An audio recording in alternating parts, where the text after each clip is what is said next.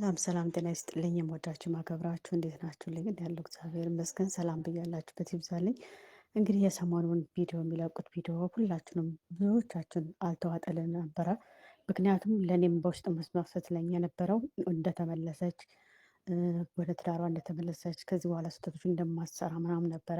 በነገራችን ላይ ሩታ በውስጥ የምትናገረውና ሚዲያ ላይ የምናያት ሩታ በጣም ልዩነት አላት። በዚህ ልክ ግን ራሷን ታወርዳለች፣ ራሷን እንደዚህ ታደርጋለች ብዬ አስቤ አላውቅም። ይሄ እንደዚህ ከሆነማ ነገሩ ምን ሰው እኮ እንደ ሰው መሆን አለበት። እሷ ግን ሰው እየሆነች አይደለም። ከሄርሜላ በምን ተሻለች? ከሄርሜላ በምን ተሻለች? እንደውም ሄርሜላ ይሻላል መሰለኝ አሁን ዝም ብዬ ሳስበው ማለት ነው። የሩታ ግን በጣም በዛ፣ በጣም ማለት ነው። እኔ ምን እንደምላችሁ አላውቅም። በዚህ ልክ መውረድ፣ በዚህ ልክ መከስከስ፣ በዚህ ልክ መጣል። ቆይ ምን አድርጎሽ ነው?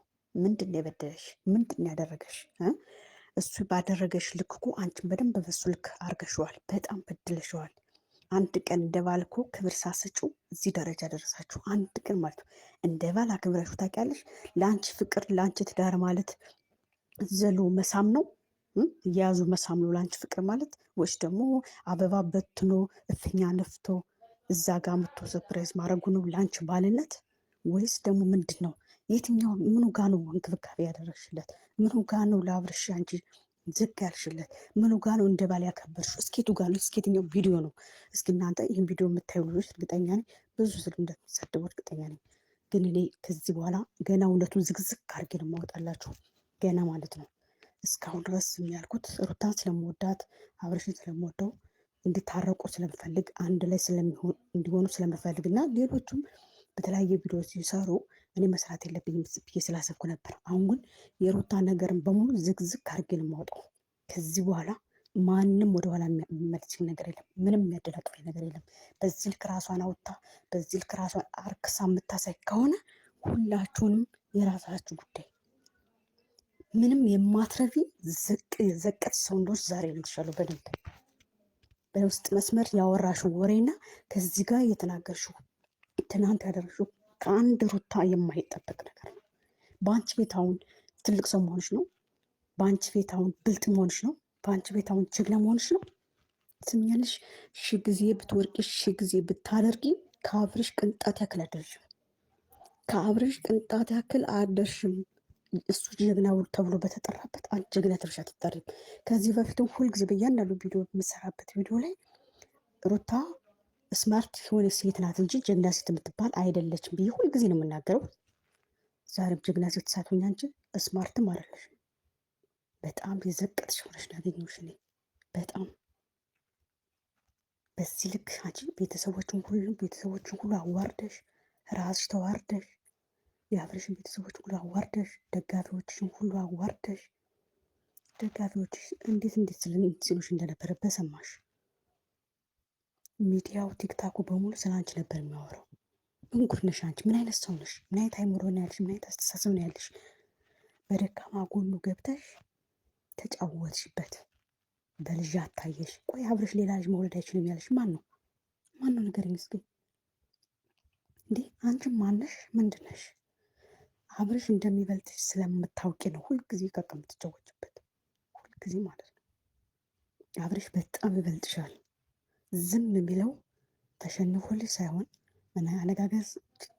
አነጋገር ሳይችል ቀርቶ ሳይሆን ለአንቺ ክብር ስላለው አንቺ ስለሚወድሽ ስለሚያፈቅርሽ ለአንቺ ዝቅ ብሎ መኖርን ስለሚፈልግ ነው። ገባሽ?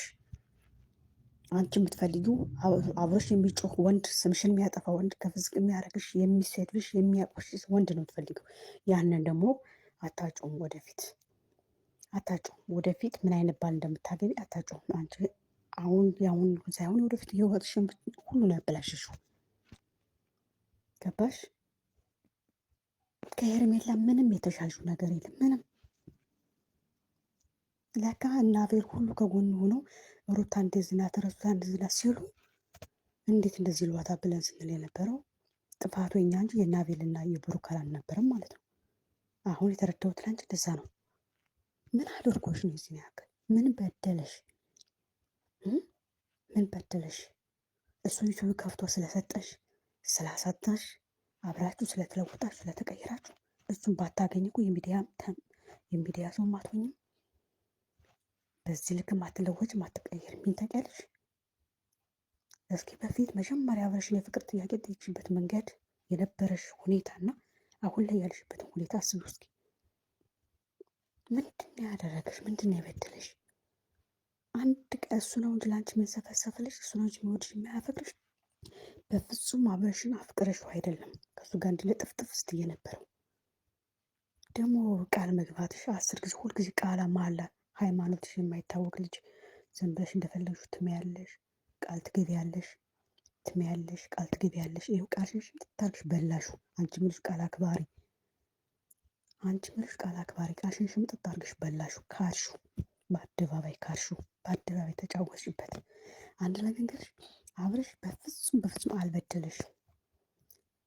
አብረሽ እንዲበድልሽ ያደረግሽው ደግሞ ራስሽ ነሽ። እንዲገፋሽ ያደረግሽው ራስሽ ነሽ። ገባሽ? ሁሉም ሰው ሩታ ጀግና ሲልሽ በቃ እውነት መሰለሽና በቃ በሱ ላይ መጫወት ጀመርሽ። እስከ አንቺ ጀግና ከተባሽ ከወንዶቹ ጋር ግጠሚ። እስኪ ከወንዶቹ ጋር ወንድ ከሆኑ ሰዎች ጋር ደረታቸውን ገፍተው እስኪ እነሱ ጋር ግጠሚ። በዚህ ባህሪሽ እኮ ሰበር ዜና። ሰላም ጤና ይስጥልኝ ክብራንና ክብራን ተመልካቾች ያላችሁበት የዓለም ዳርቻ ሰላማችሁ ይብዛ። ላይክ፣ ሼር፣ ሰብስክራይብ በማድረግ ይሄ ቪዲዮ ለሁሉም ይድረስ እላለሁ።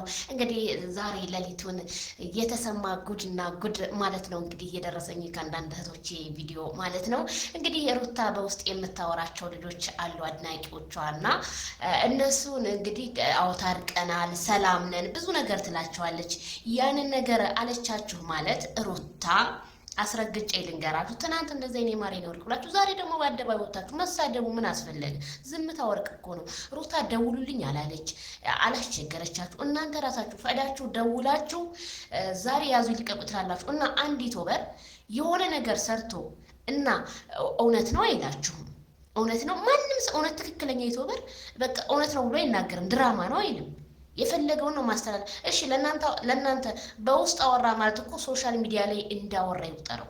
እናንተ እኮ የሆነ ነገር ቢነገራችሁ እኮ አደባባይ ነው የምታወጡት። ስለዚህ የሩታ አድናቂዎች ዛሬ እንደዚህ ያዙ ይልቀቁኝ የምትሉት ምን ይፈጠር ብላችሁ ነው? እነ ትክክል አንዳንዶቹ ማለት ነው። እና በጣም ገራሚ ነው።